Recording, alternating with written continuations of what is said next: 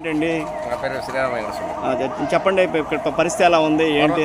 పర్వాలేదు సార్, అందరికీ భోజనాలు బాగా పంపిస్తాను. చాలా ఎక్కువ కూడా మిగులుతారు. పోలీసులు ఉన్నారు. అంటే ఏమేమి వస్తున్నాయి ఏంటి? భోజనం పులిహార ఈ అన్నం ఇస్తున్నారు. సేఫ్ సైడ్గా జనాలను కూడా తీసుకెళ్ళి పడవల మీద తీసుకొస్తాను. వాళ్ళు ఏదో డబ్బులు అడిగని చెప్పి పడవల మీద సీరియస్ అయ్యారు ఆఫీసర్లు అందరూ. బాగా అంటే చంద్రబాబు నాయుడు గారు ఎట్లా ఉన్నారు?